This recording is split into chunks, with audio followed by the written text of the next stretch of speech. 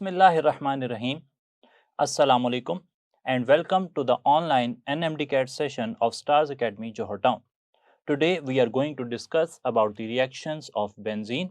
So let's get started. Benzene. Benzene एक ऐसा molecule है जिसके पास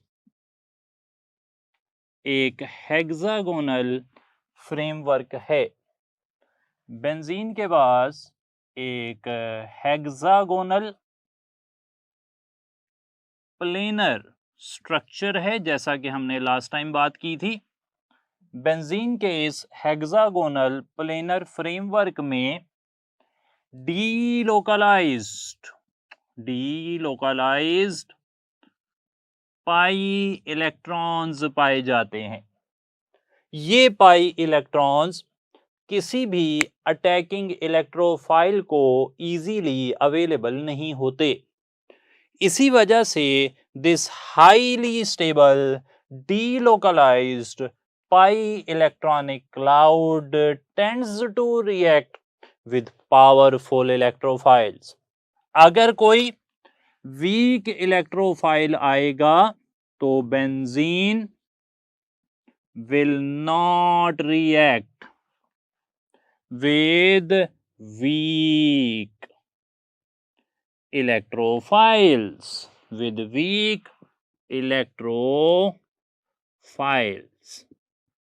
कमजोर इलेक्ट्रोफाइल अगर आएंगे तो बेंजीन उनसे रिएक्ट नहीं करेगा. Benzene tends to react with powerful electrophiles.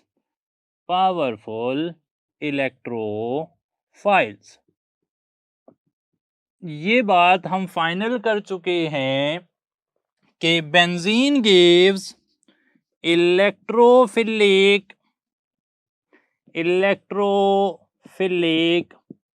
substitution reactions. Benzene gives electrophilic substitution reactions. आपको टेक्स्ट बुक के अंदर जहां electrophilic substitution reactions of benzene का जनरल मैकेनिज्म देखने को मिलेगा, वहां पर लिखा होगा कि highly stable delocalised pi electronic cloud of benzene is not readily available for attack by an attacking nucleophile.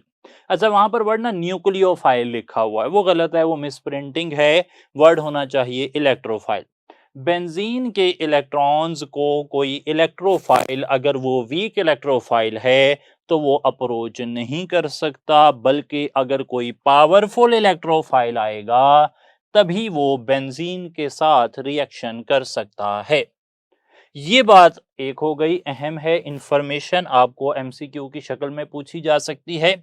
अब आगे की तरफ चलते हुए मैं आपसे शेयर कर लूं कि हमारा सिलेबस हमें गाइड कर रहा है कि हमें बेंजीन की सब्स्टिट्यूशन रिएक्शंस उनके बारे में बात करनी है, एडिशन रिएक्शंस के बारे में बात करनी है और ओरिएंटेशन इन बेंजीन के बारे में बात करनी है.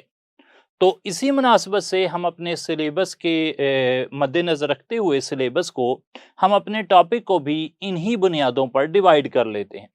तो पहले हम सब्स्टिट्यूशन ऑफ बेंजीन इस पर बात कर लेंगे, फिर एडिशन रिएक्शंस ऑफ बेंजीन इस पर बात कर लेंगे, फिर मिथाइल बेंजीन की सब्स्टिट्यूशन या एडिशन उस पर बात कर लेंगे और आखिर में ओरिएंटेशन इन बेंजीन को मद्देनजर रखते हुए हम मुख्तलिफ किस्म के कॉन्सेप्ट्स को देखेंगे.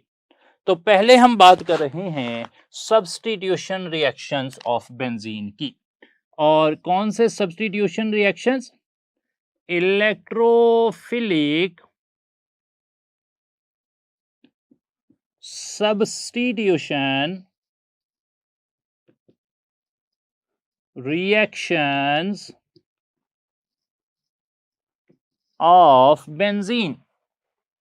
इस टॉपिक को लिखने के लिए मैं जो तरीका लगा रहा हूं वो ये है कि सबसे पहले हम टाइप ऑफ रिएक्शन की बात कर लेंगे, कौन सा टाइप रिएक्शन हो रहा है. फिर हम देख लेंगे कि उस रिएक्शन में कौन सा रिएक्टेंट इस्तेमाल हो रहा है, रिएक्टेंट के बाद कौन सी कंडीशन के तहत रिएक्शन हो रहा है और इस रिएक्शन से कौन सा प्रोडक्ट हासिल होगा। एंड वेरी इंपॉर्टेंट, सबसे अहम बात कि इस रिएक्शन के अंदर जो इलेक्ट्रोफाइल है वो कौन होगा, कौन सा इलेक्ट्रोफाइल रिएक्शन करवा रहा है। स्टार्ट करते हैं। सबसे पहला रिएक्शन जो हम देख रहे हैं electrophilic substitution reactions of benzene में, वो है हैलोजीनेशन। हैलोजीनेशन हैलोजीनेशन हैलोजीनेशन के अंदर बेंजीन में क्लोरीन या हैलोजन, जनरली कोई भी हैलोजन जो है वो सब्स्टिट्यूट करवाया जा सकता है। हैलोजन को सब्स्टिट्यूट करवाने के लिए आप इस्तेमाल करते हैं FeCl3 फेरिक क्लोराइड, जो रिएक्शन में एज ए कैटालिस्ट काम करता है। FeCl3 की मौजूदगी में बेंजीन तब्दील हो जाती है, बेंजीन तब्दील हो जाती है हेलो बेंजीन के अंदर, यानी कि हैलोजन आकर अटैच हो जाता है। इस रिएक्शन में इलेक्ट्रोफाइल का काम कर रहा है X पॉजिटिव यानी कि Cl पॉजिटिव या Br पॉजिटिव, वो यहां पर इलेक्ट्रोफाइल का काम करते हैं। हैलोजिनेशन की तरह ही एक और रिएक्शन भी है, उसको कहा जाता है nitration of benzene. Nitration of benzene के अंदर बेंजीन को रिएक्ट करवाया जाता है नाइट्रिक एसिड से। नाइट्रिक एसिड से जो रिएक्शन हो रहा है उसमें सल्फ्यूरिक एसिड इस्तेमाल होता है एज ए कैटालिस्ट। तो कैटालिस्ट है सल्फ्यूरिक एसिड। यहां पर temperature 50 to 55 degree centigrade use होगा। नाइट्रेशन ऑफ बेंजीन के नतीजे में नाइट्रोबेंजीन प्रोडक्ट बनेगा। नाइट्रोबेंजीन प्रोडक्ट होगा नाइट्रोबेंजीन, और इलेक्ट्रोफाइल है NO2 positive, N nitronium ion आप उसे कहते हैं। याद रहे कि आपको इलेक्ट्रोफिलिक सब्स्टिट्यूशन रिएक्शंस के अंदर जो इंफॉर्मेशन आ सकती है वो इन सब को मिलाकर ही कोई ना कोई इंफॉर्मेशन होगी। For example halogenation of alkenes में कौन सा कैटालिस्ट इस्तेमाल होता है। हैलोजिनेशन ऑफ बेंजीन में इलेक्ट्रोफाइल कौन है। नाइट्रेशन ऑफ बेंजीन में इलेक्ट्रोफाइल कौन है। चार ऑप्शन बना दें और NO2 पॉजिटिव सही हो जाएगा। कैटालिस्ट कौन है जब आप नाइट्रेशन ऑफ बेंजीन करते हैं। तो ये सब क्वेश्चंस हैं जो कि प्रोबेबली यहाँ पर पूछे जा सकते हैं, और उन्हीं को हम डिटेल में पहले डिस्कस कर रहे हैं, एग्जाम्पलीफाई कर रहे हैं।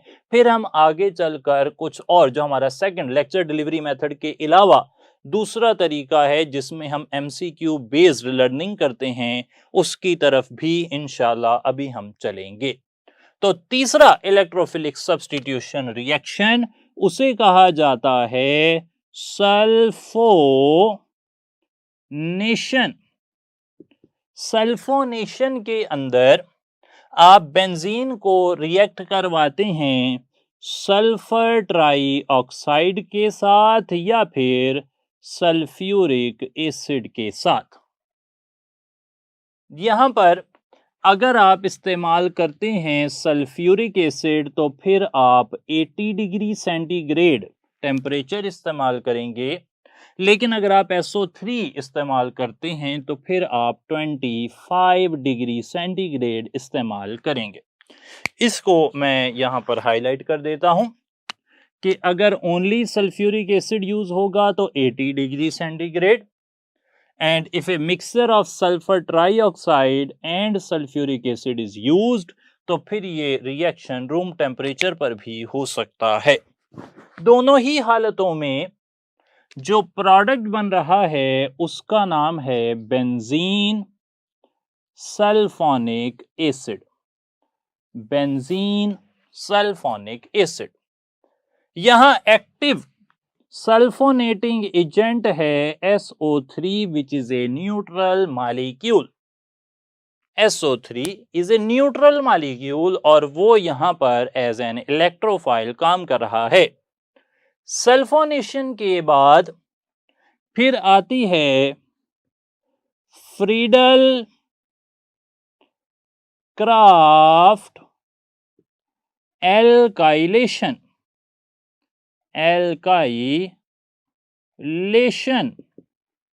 फ्रीडल क्राफ्ट एल्काइलेशन के अंदर आप बेंजीन को रिएक्ट करवाते हैं एल्काइल हैलाइड से।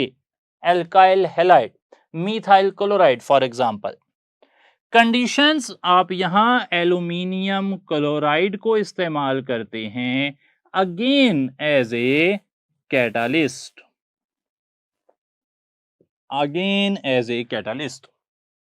एल्यूमिनियम क्लोराइड जो यहाँ कैटालिस्ट का काम कर रहा है basically it is an electron deficient species और इस इलेक्ट्रॉन डेफिशिएंट स्पीशी को ल्यूइस एसिड कहेंगे आप। याद रहे कि फ्रीडल क्राफ्ट एल्काइलेशन और एसाइलेशन ये कैटालिस्ट के तौर पर ल्यूइस एसिड को इस्तेमाल करते हैं। यहां से प्रोडक्ट बन रहा है alkyl benzene for example methyl benzene या इथाइल बेंजीन।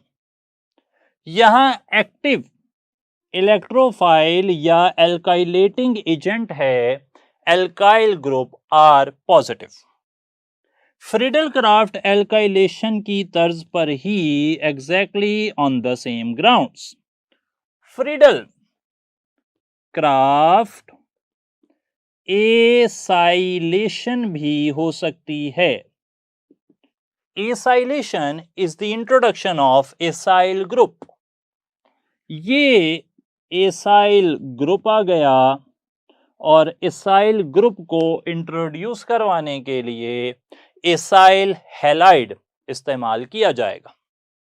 यहां भी एल्यूमिनियम क्लोराइड ही कैटालिस्ट का काम करेगा विच इज ल्यूइस एसिड।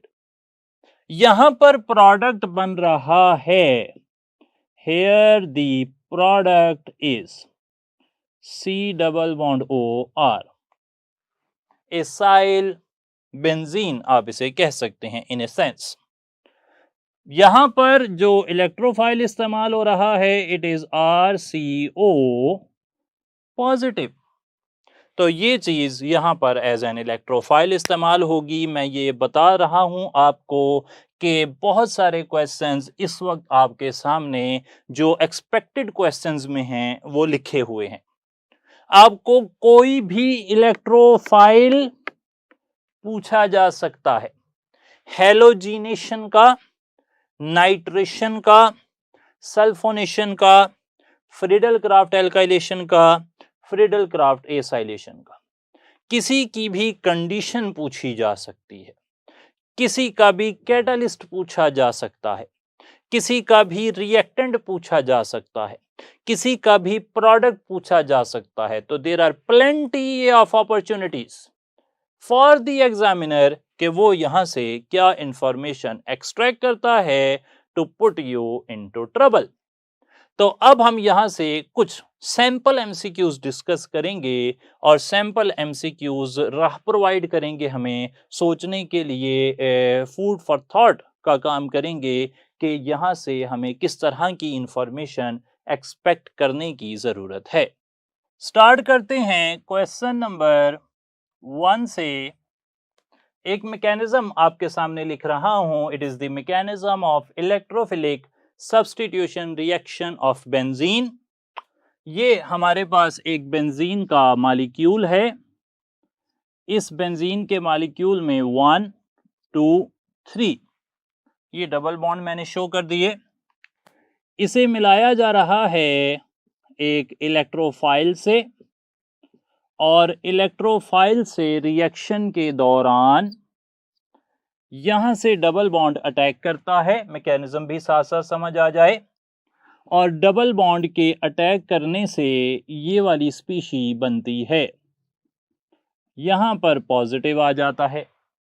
इस बात की वजह यह है कि असल में डबल बॉन्ड में 2 इलेक्ट्रॉन थे जो इस कार्बन और इस कार्बन के थे, लेकिन उन्हें इस्तेमाल कर लिया है इस कार्बन ने, जिसकी वजह से नीचे वाला कार्बन इलेक्ट्रॉन डेफिशिएंट हो गया है और उस पर पॉजिटिव आ गया है। ये हाइड्रोजन बाहर से नहीं आया, बल्कि हर कार्बन के पास एक एक हाइड्रोजन मौजूद होता है बेंजीन C6H6 के अंदर। अगले स्टेप में हाइड्रोजन अपने इलेक्ट्रॉन देकर यहां से चला जाता है और बेंजीन में सब्स्टिट्यूशन प्रोडक्ट बन जाता है। इस सब्स्टिट्यूशन प्रोडक्ट के हवाले से आपसे सवाल पूछ रहा हूं। सवाल में ये एटम है Y, ये एटम Y और ये एटम Y। इस एटम के हवाले से सवाल ये है कि what is the change in hybridization of Y during the course of reaction। ये जो रिएक्शन हो रहा है इसके दौरान Y atom, Y carbon atom की हाइब्रिडाइजेशन में क्या तब्दीली आ रही है। ऑप्शंस हैं हमारे पास sp2 to sp3 to sp2, या फिर sp2 to sp2 to sp3, या फिर sp3 to sp2 to sp2, या फिर sp2 to sp2 to sp2। जी, क्या लग रहा है कि Y जो कि हमारे पास यहां पर नजर आ रहा है, इसकी हाइब्रिडाइजेशन में during the course of reaction क्या तब्दीली आ रही है। तो जान रहे होंगे आप, समझ रहे होंगे आप कि असल में जो रिएक्शन हो रहा है, जो रिएक्शन हो रहा है वो इस एरिया में हो रहा है, इस एरिया में हो रहा है। ये वाले सारे कार्बन जो कि यहां पर 4 बचे हुए हैं, इनका रिएक्शन में कोई भी किरदार नहीं है। They are not involve in this reaction. जब वो रिएक्शन में हिस्सा नहीं ले रहे तो जिस तरह वो पहले थे वैसे ही वो बाद में चलते रहेंगे, क्योंकि उन्होंने ना इलेक्ट्रॉन लूज किए हैं, ना गेन किए हैं, ना शेयर किए हैं, ना डिस्प्लेस किए हैं, ना रीअरेंज किए हैं। उनके इलेक्ट्रॉन जितने पहले थे उतने ही बाद में हैं। उनकी हाइब्रिडाइजेशन जो पहले थी वही बाद में रहेगी। तो यहां पर इस हिसाब से Y सारे कार्बन ऑफ बेंजीन की तरह स्टार्ट में sp2 हाइब्रिडाइज था और फिर उसने रिएक्शन में कोई भी तब्दीली नहीं की, कोई भी यहां पर अटैक नहीं हुआ, कोई भी यहां पे डिपार्चर ऑफ ग्रुप नहीं हुआ, तो एंड तक ये रहेगी sp2 ही। Y स्टार्ट में भी sp2 था, यहां पर भी sp2 है, यहां भी sp2 ही है। एक तो ये बात हो गई। इसी सवाल के हवाले से मजीद कुछ और बातें डिस्कस करने की जरूरत है और उस तरफ मैं चल रहा हूं। अब सवाल ये है कि सवाल ये पूछा जा रहा है कि ये वाला एटम, ये वाला एटम, ये वाला, सही जी, इसको मैंने नाम दे दिया है A, इसको मैंने नाम दे दिया है A। इसको मैंने नाम दे दिया है A। And the question is what is the change in hybridization of A during the course of reaction. Reaction के अंदर जब रिएक्शन हो रहा है तो A की हाइब्रिडाइजेशन में क्या तब्दीली आ रही है। A की हाइब्रिडाइजेशन स्टार्ट में जैसा कि मैंने कहा बेंजीन के सारे कार्बन sp2 हाइब्रिडाइज्ड हैं, तो रिएक्शन जब तक शुरू नहीं हुआ A भी बाकी सब की तरह ही sp2 हाइब्रिडाइज्ड होगा। तो sp2 हाइब्रिडाइजेशन के बाद उस पर अटैक हुआ इलेक्ट्रोफाइल का और A पर पॉजिटिव चार्ज आ गया। कार्बन पर पॉजिटिव चार्ज अगर आ जाए, कार्बन पर पॉजिटिव चार्ज अगर आ जाए तो उसे कहते हैं कार्बो कैटाइन, उसे कहते हैं जी कार्बो कैटाइन। हम सीख चुके हैं अपने प्रीवियस लेक्चर्स में कि अगर कार्बन कार्बोकैटाइन हो या कार्बन कार्बन फ्री रेडिकल हो, कार्बोकैटाइन बन जाए कार्बन या फिर फ्री रेडिकल बन जाए, दोनों ही हालतों में जो हाइब्रिडाइजेशन है वो sp2 ही रहती है, वो चेंज नहीं होती। तो A स्टार्ट में sp2 था, कार्बोकैटाइन बनने पर भी sp2 ही था, और वापस जब बेंजीन बनी तो बेंजीन में तो है ही sp2। आप कहेंगे कि भाई ये जो A है इसकी हाइब्रिडाइजेशन पहले sp2 थी, फिर sp2 हो गई और फिर sp2 ही रही, यानी कि there is no change in hybridization of A as well. A की हाइब्रिडाइजेशन में भी कोई तब्दीली नहीं आ रही। एक डबल बॉन्ड बना हुआ था इसलिए वो sp2 थी, एक डबल बॉन्ड बना हुआ है अभी भी sp2 है, यहां पर वो कार्बोकैटाइन है तो कार्बोकैटाइन में भी sp2 होती है, तो यही बात यहां पर भी सही हो गई। एक और सवाल यहां पर पूछ लेते हैं, क्योंकि हाइब्रिडाइजेशन एक कॉम्प्लिकेटेड कॉन्सेप्ट हो सकता है अगर पेपर में पहली बारी आपको हल करना पड़े। अब की बारी हम जो एलिमेंट जो एटम जो है उसे चूज कर रहे हैं फॉर आवर डिस्कशन, ये है सेंटर ऑफ अटैक, जहां पर असल में रिएक्शन हो रहा है। कौन सा कार्बन? ये वाला जी, इसे मैं नाम दे रहा हूं B। इस वाले कार्बन को मैंने नाम दे दिया B, इस वाले कार्बन को मैंने नाम दे दिया B। And the question statement says, what is the change in hybridization of B during the course of reaction? इस रिएक्शन में जो एटम B है, जो कि इलेक्ट्रोफाइल के साथ सब्स्टिट्यूशन कर रहा है अपने हाइड्रोजन की, उसकी हाइब्रिडाइजेशन में क्या तब्दीली आ रही है। तो स्टार्ट करते हैं, देखते हैं कि स्टार्ट में तो बेंजीन ने अभी रिएक्शन शुरू नहीं किया, इसलिए बेंजीन का B एटम भी बाकी सब एटम्स की तरीके से sp2 हाइब्रिडाइज्ड ही होगा।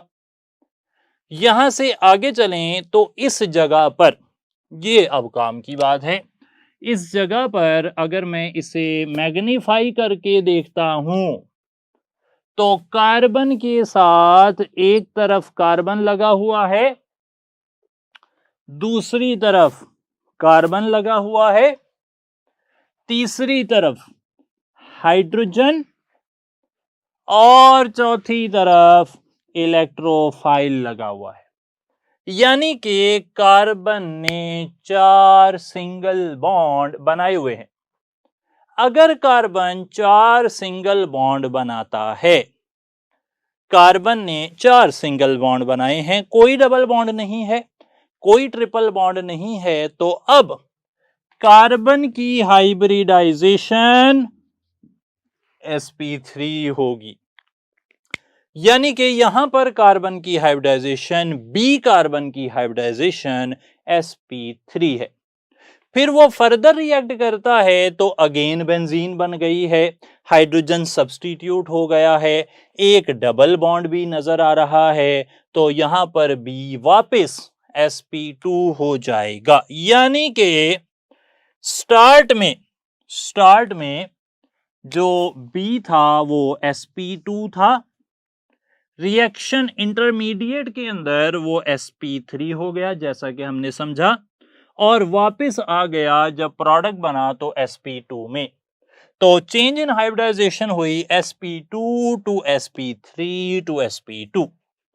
ये 3 सवाल हाइब्रिडाइजेशन के हवाले से अहमियत के हामिल थे। अब हम आगे चलते हैं, एक और सवाल देखते हैं। सवाल ये पूछा जा रहा है कि benzene gives substitution in preference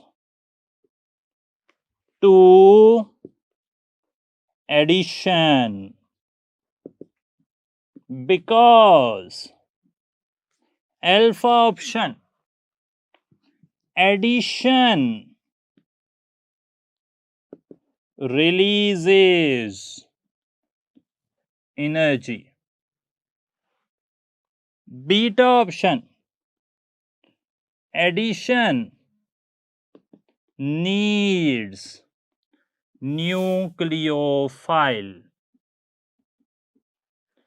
Charlie option addition loses stability of benzene, Delta option addition increases stability of benzene. तो बेंजीन यहां पर उसके पास ऑप्शन था कि वो इलेक्ट्रोफाइल उसमें आकर ऐड हो सकता है। एक इलेक्ट्रोफाइल यहां ऐड हो जाता नेगेटिव चार्ज वाला, तो एक और नेगेटिव चार्ज वाली स्पीशी यहां पर आकर ऐड हो जाती। यहां पर पॉजिटिव ऐड हुआ है, यहां पे नेगेटिव ऐड हो जाता, तो मॉलिक्यूल पूरा ऐड हो सकता था। लेकिन उसने एडिशन नहीं की, उसने सब्स्टिट्यूशन की है। इसकी क्या वजह है? इसकी वजह है कैरेक्टरिस्टिक स्टेबिलिटी ऑफ बेंजीन। लिखता है mechanism of electrophilic substitution reaction of benzene में कि addition product is not favoured because while addition product is formed the characteristic stability of benzene is lost। Benzene की जो स्टेबिलिटी है वो इसके 3 alternate double single bonds की वजह से है। अगर डबल सिंगल बॉन्ड में से एक भी डबल बॉन्ड टूट जाता है, एडिशन हो जाती है वहां पर, तो फिर बेंजीन बेंजीन नहीं रहेगी और बेंजीन की स्टेबिलिटी जो है वो लूज हो जाएगी।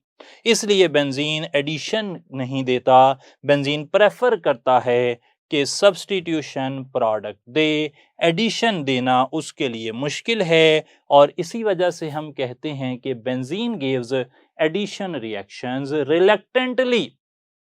आगे एक और सवाल भी देख लेते हैं इसी तर्ज पर।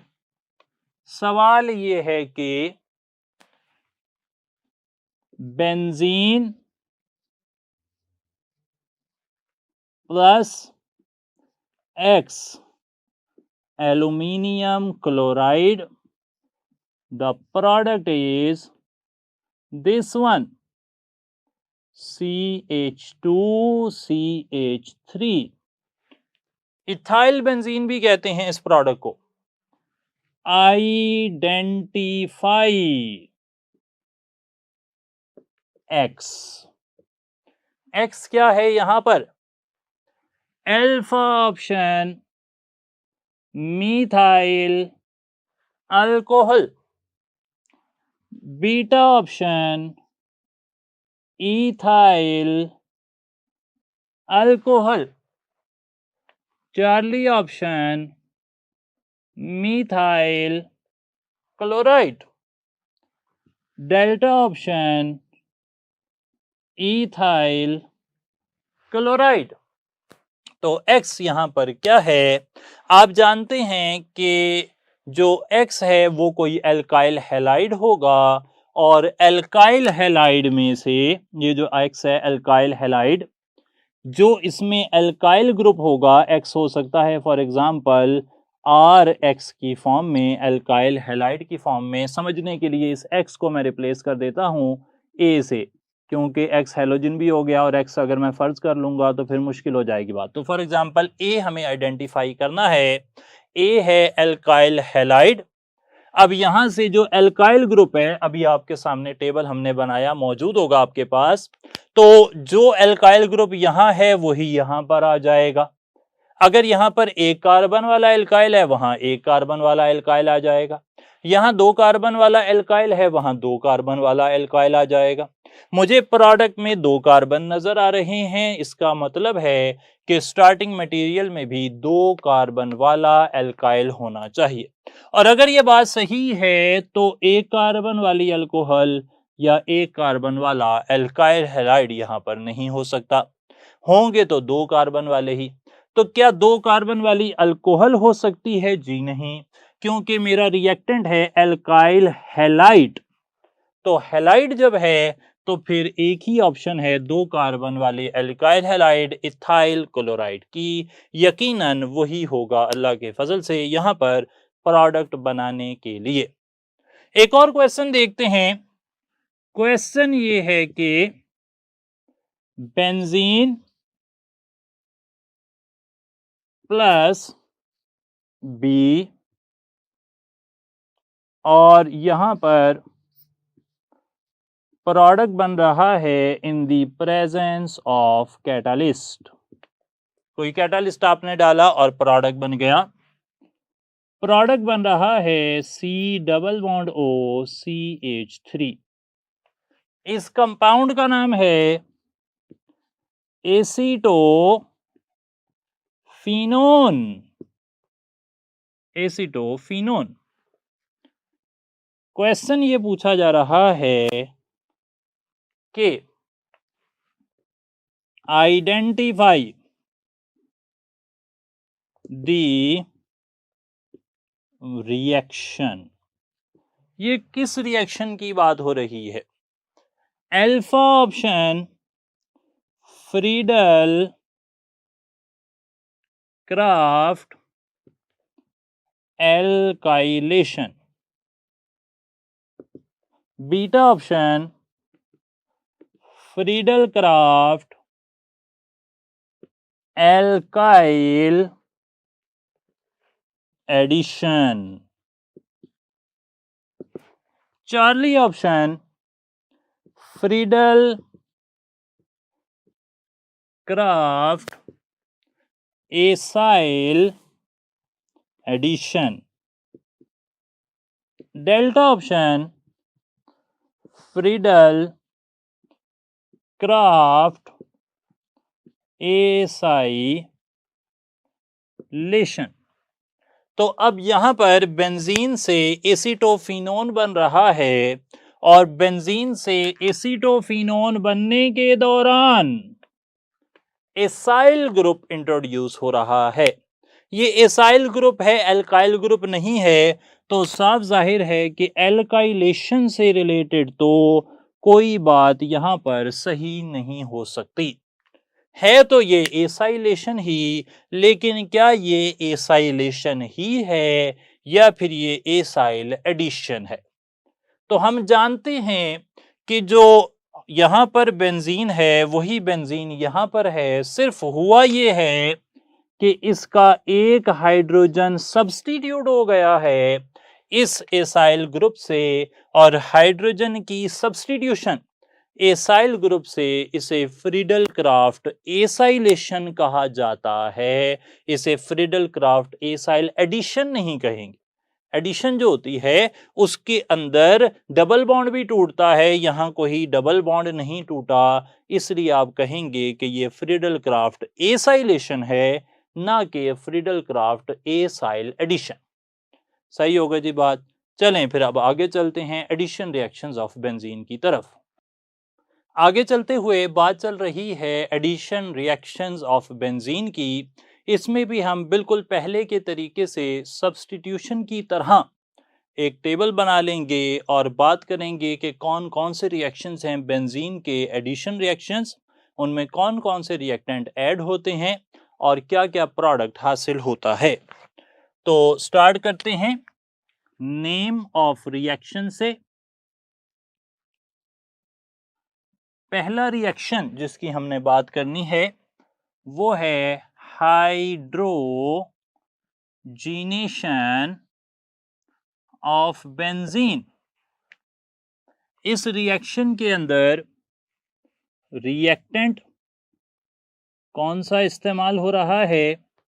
डेफिनेटली यहां पर हाइड्रोजन गैस इस्तेमाल होगी। क्या कंडीशन है हाइड्रोजन को ऐड करने की? अगर आप निकल इस्तेमाल करते हैं तो फिर आप 200 डिग्री सेंटीग्रेड एम्प्लॉय करेंगे, लेकिन अगर आप प्लैटिनम यूज कर रहे हैं तो platinum in the presence of N acid इस्तेमाल किया जा सकता है। प्रोडक्ट क्या बनेगा यहां पर? तो यहां पर प्रोडक्ट बन रहा है साइक्लोहेक्सेन। डेफिनेटली यहां पर जो चेंज इन हाइब्रिडाइजेशन है इस पर्टिकुलर रिएक्शन में वो हम मेंशन करेंगे change in hybridization. Change in hybridization. तो यहां पर हाइब्रिडाइजेशन sp2 से sp3 में जा रही है क्योंकि एक सैचुरेटेड कंपाउंड हासिल हो रहा है। आगे चलें तो हाइड्रोजनेशन की तरह ही बेंजीन के अंदर हैलोजीनेशन भी करवाई जा सकती है। याद रहे कि बेंजीन हैलोजिनेशन में सब्स्टिट्यूशन भी देती है, यानी कि हैलोजन सब्स्टिट्यूट भी हो सकता है। उसकी कंडीशन मैंने बता दी कि वहां पर कैटालिस्ट होगा FeCl3 और बेंजीन हैलोजन को ऐड भी कर सकती है। हैलोजन को ऐड करने के लिए जो कंडीशन है हमारे पास वो है सनलाइट। तो ये फर्क आपने नोट कर लेना है कि बेंजीन हैलोजन से अलग अलग कंडीशंस में अलग अलग रिएक्शन करती है। तीसरी टाइप का रिएक्शन हम अभी अल्काइल बेंजीन के साथ देखेंगे, मिथाइल बेंजीन, जो कि अगेन सिलेबस का एक पार्ट है।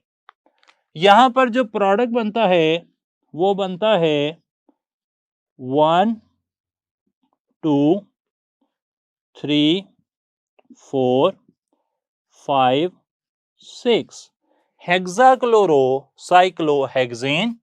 और यहां पर भी हाइब्रिडाइजेशन चेंज sp2 से sp3 ही होता है।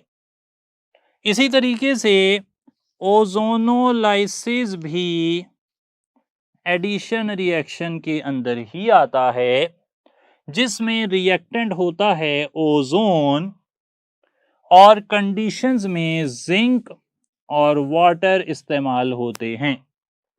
इस रिएक्शन में जो स्टार्टिंग प्रोडक्ट है C6H6O9 उसे नाम दिया जाता है ओजोनाइड का, और वो बाद में चेंज हो जाता है जिंक और वाटर से रिएक्शन करके ग्लाइऑक्सल में, जिसे CHO कहा जाता है, ग्लाइऑक्सल।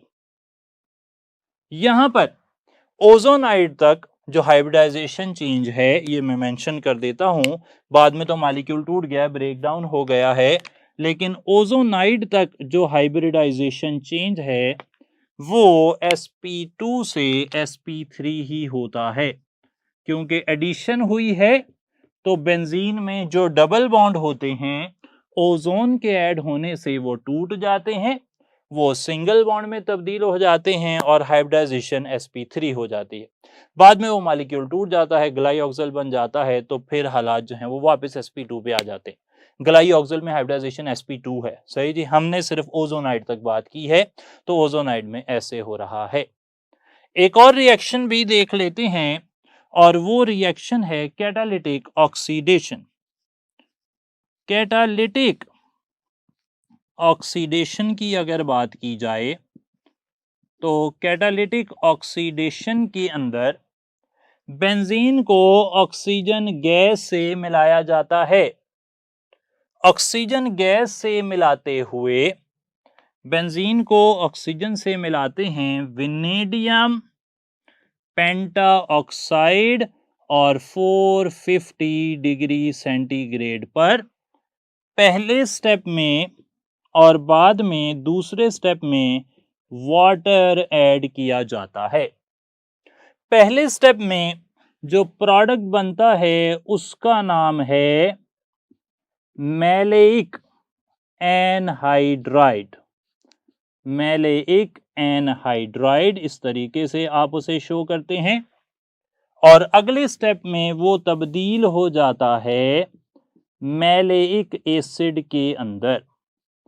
मैलेइक एसिड के अंदर, तो इसका नाम है मैलेइक एनहाइड्राइड, इसका नाम है मैलेइक एसिड।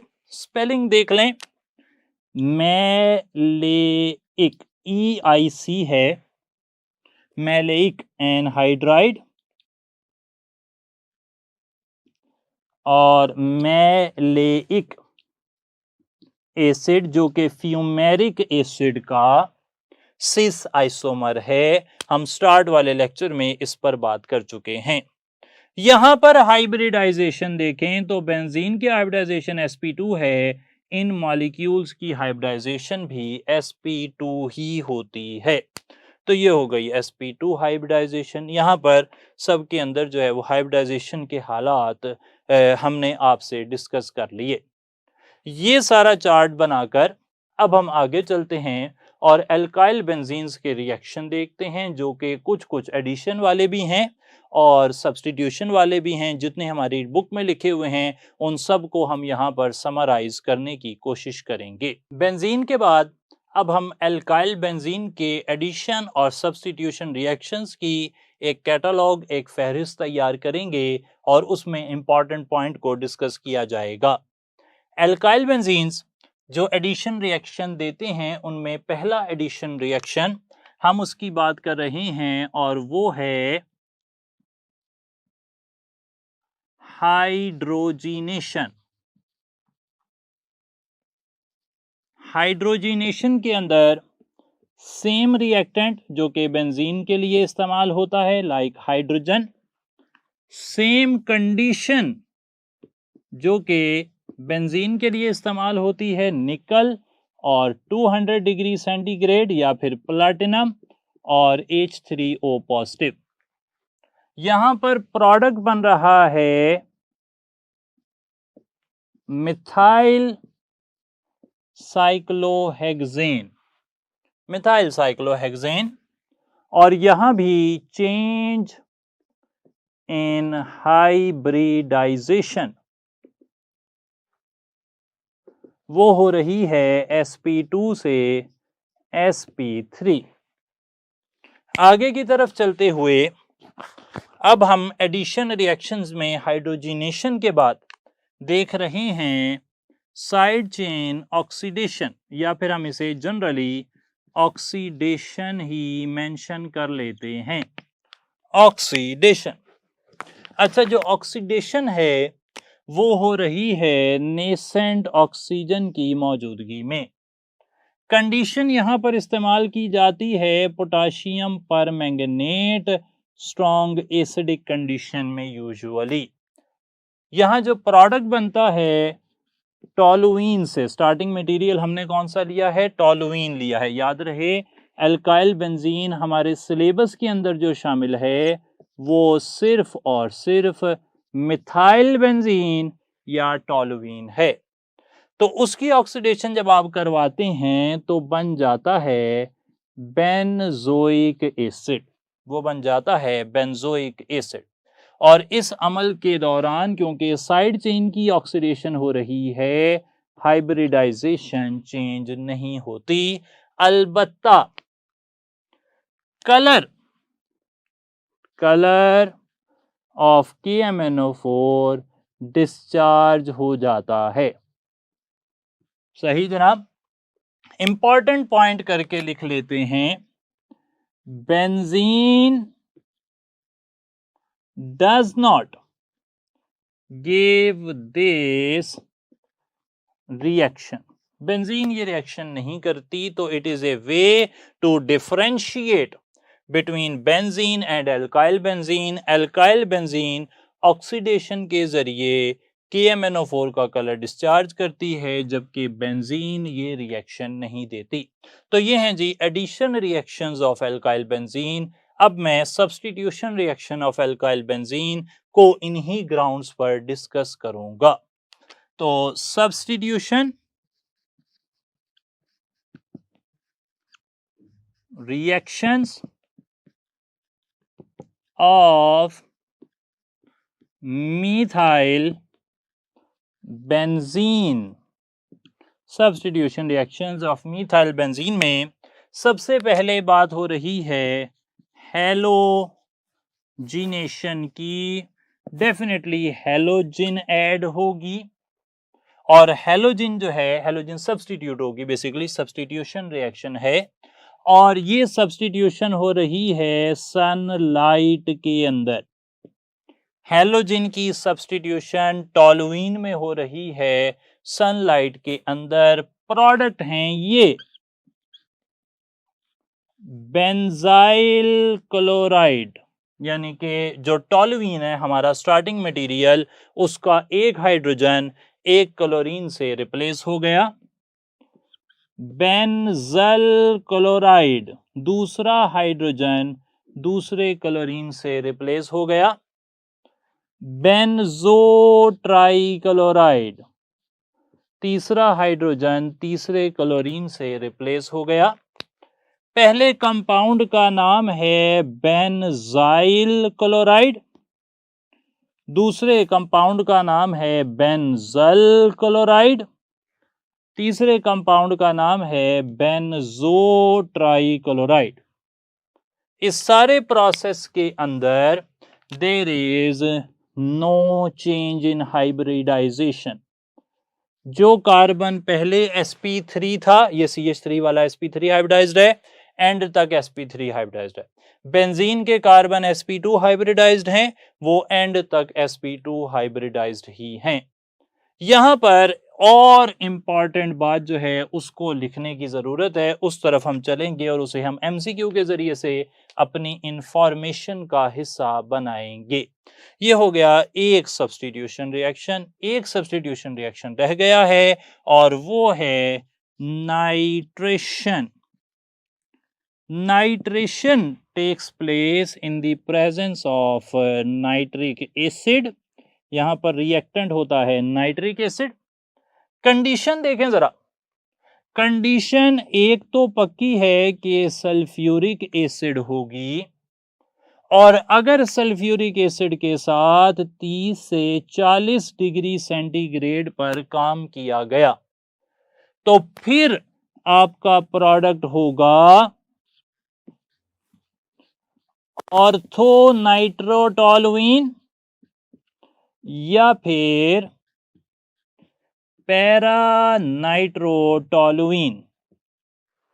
अगर आपने सल्फ्यूरिक एसिड के साथ 60 से 70 डिग्री सेंटीग्रेड पर काम किया तो एक ही वक्त में ऑर्थो और पैरा दोनों ही पोजीशंस पर नाइट्रो ग्रुप लग जाएगा। और अगर आप ऐसे कर लें कि सल्फ्यूरिक एसिड के साथ काफी ज्यादा रिएक्शन को गर्म कर देते हैं तो फिर यहां पर बन जाएगा 2,4,6 ट्राई नाइट्रोटोलुइन। 2,4,6 ट्राई नाइट्रोटोलुइन यहां पर बन जाएगा और ये एक एक्सप्लोसिव मटेरियल होता है। ये सब हो गए एल्काइल बेंजीन के रिएक्शंस, और एल्काइल बेंजीन के रिएक्शंस के हवाले से यहाँ पर हेलोजिनेशन के हवाले से एक सवाल जो है वो पूछ रहा हूं, फिर हम आगे की तरफ चलेंगे। जी, पहला सवाल ये पूछा जा रहा है कि हेलोजिनेशन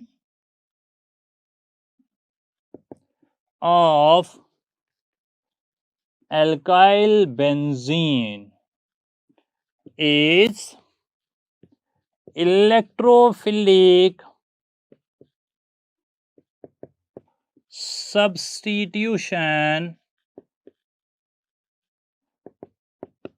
या फिर न्यूक्लियोफिलिक सब्स्टिट्यूशन या फिर फ्री रेडिकल सब्स्टिट्यूशन या फिर पोलर सब्स्टिट्यूशन।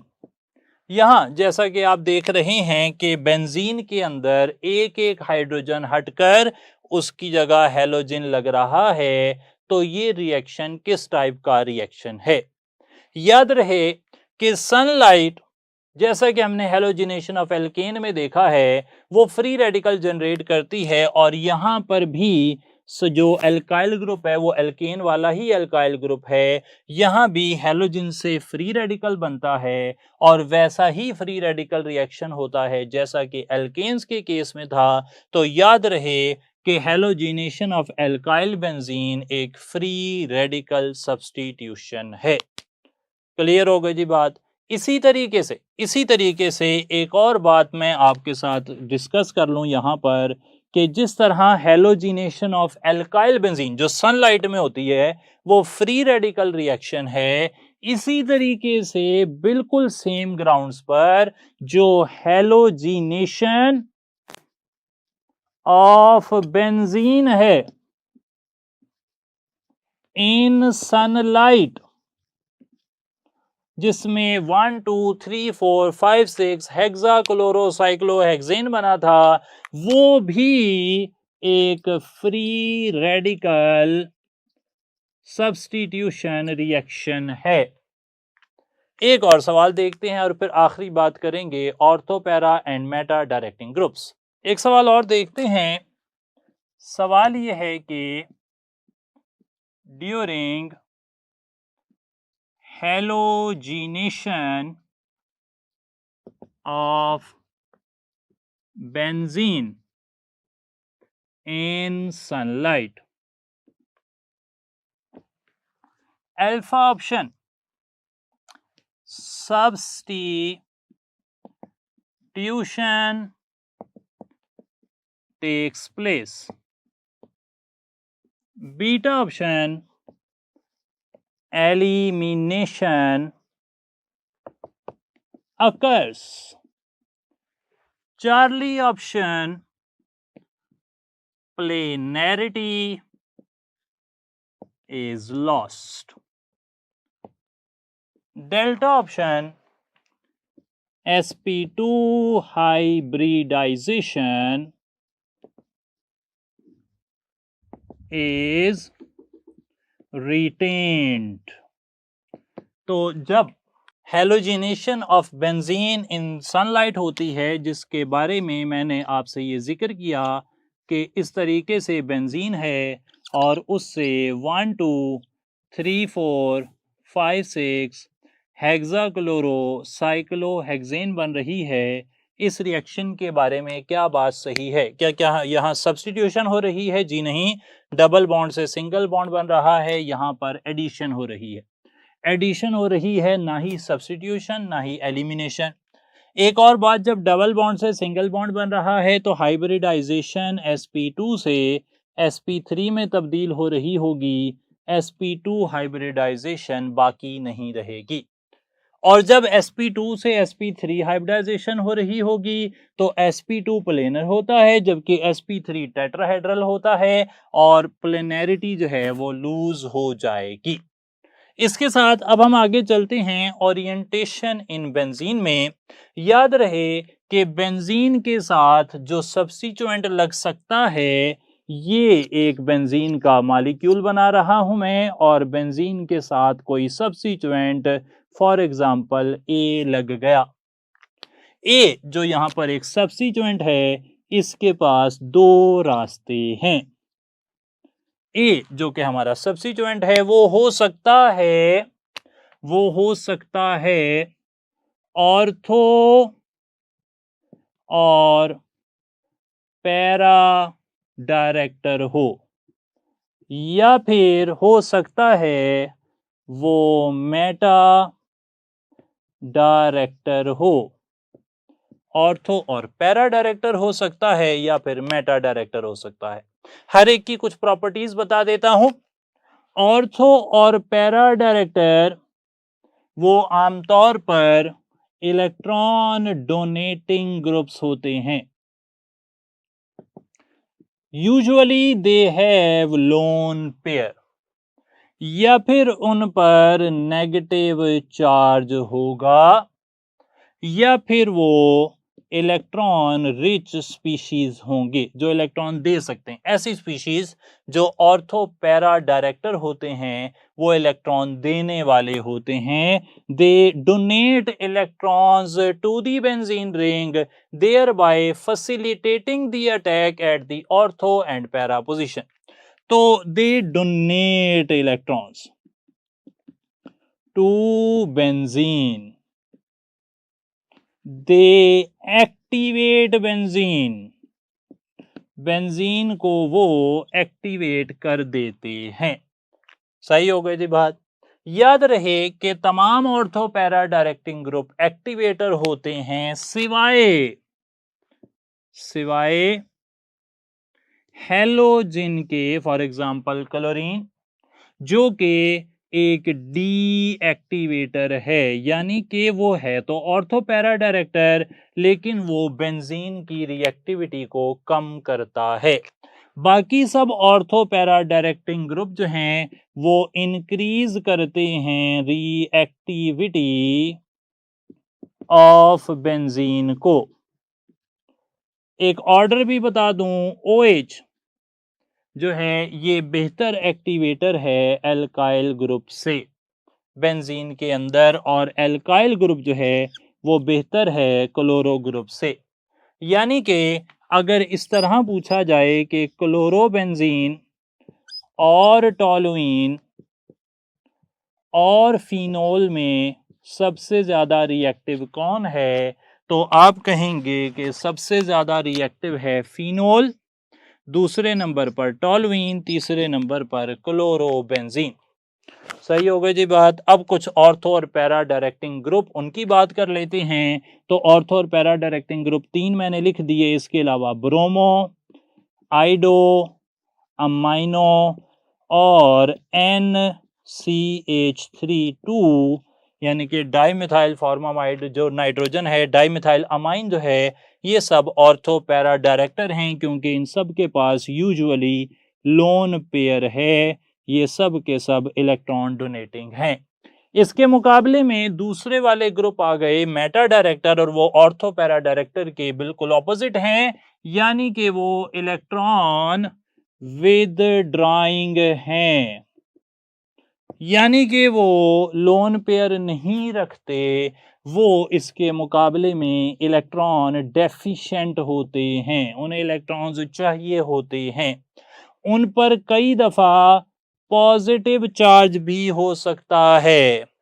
वो इलेक्ट्रॉन देते नहीं हैं बेंजीन को, rather they withdraw electrons from benzene. वो बेंजीन से इलेक्ट्रॉन ले लेते हैं।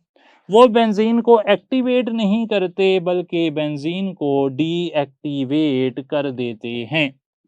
साथ ही वो बेंजीन की रिएक्टिविटी को डिक्रीज कर देते हैं। सारे मेटा डायरेक्टर बेंजीन की रिएक्टिविटी को डिक्रीज करते हैं, सिर्फ एक ortho para director chloro like जो हेलोजन है वो बेंजीन की रिएक्टिविटी को डिक्रीज करता है। ये आपने याद रखना है। सही हो गई जी बात। और आखिर में मैं कुछ मिसालें यहाँ पर कोट कर दूँ। मेटा डायरेक्टर की NO2 सबसे ज़्यादा पावरफुल मेटा डायरेक्टर है। उसके बाद सल्फोनिक ग्रुप एक ज़बरदस्त मेटा डायरेक्टर है।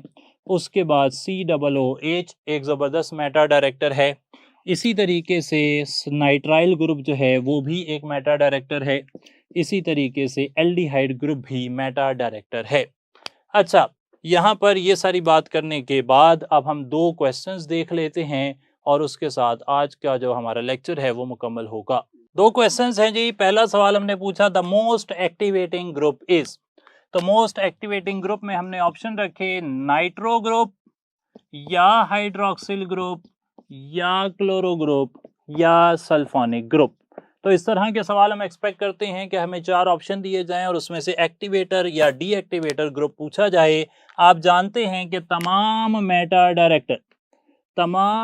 डायरेक्टर डीएक्टिवेटर हैं, तो मेटा डायरेक्टिंग ग्रुप तो माइनस हो गए। अब 2 ग्रुप बचे क्लोरो और OH। यहाँ हमने पहले से देख रखा है कि क्लोरो अकेला ऐसा ऑर्थोपैरा डायरेक्टिंग ग्रुप है जो डीएक्टिवेटर है। इस हिसाब से OH हमारा सही जवाब हो गया। एक और सवाल देखें, मेटा डायरेक्टर्स यानी कि Meta directing groups withdraw electrons from benzene are electron deficient या फिर make orthopara electron deficient या फिर all of these। क्या मेटा डायरेक्टर जो हैं वो इलेक्ट्रॉन बेंजीन से खींच लेते हैं? ये बात सही है। जी हाँ, हमने कहा वो बेंजीन से इलेक्ट्रॉन खींच लेते हैं। क्या वो इलेक्ट्रॉन डेफिशिएंट होते हैं? जी हाँ, कई दफा वो इलेक्ट्रॉन डेफिशिएंट स्पीशी होते हैं। और क्या वो ऑर्थो और पैरा पर इलेक्ट्रॉन की कमी करवा देते हैं? जी हाँ, असल में जब मेटा डायरेक्टर बेंजीन से इलेक्ट्रॉन लेते हैं तो बेंजीन के ऑर्थो और पैरा पर, बेंजीन के ऑर्थो, यहाँ पे मेटा डायरेक्टर ग्रुप कोई आ गया तो वो बेंजीन के ऑर्थो और पैरा पर electron deficiency positive charge create कर देते हैं। और जब वहां पॉजिटिव चार्ज आ जाता है तो इस डेफिशिएंसी की वजह से आने वाला इलेक्ट्रोफाइल ऑर्थो और पैरा की बजाय मजबूर हो जाता है मेटा पर जाने के लिए। याद रहे कि वो खुद भी इलेक्ट्रॉन डेफिशिएंट हैं और वो आने वाली स्पीशी के आने से पहले ऑर्थो और पैरा को भी इलेक्ट्रॉन डेफिशिएंट कर देते हैं। ये सारे सवाल हमने आज देखे। होपफुली आपका ये आइडिया क्लियर होगा। नेक्स्ट टाइम टेस्ट और उसकी डिस्कशन के साथ आपसे मुलाकात होगी। Thank you so much. अस्सलाम वालेकुम।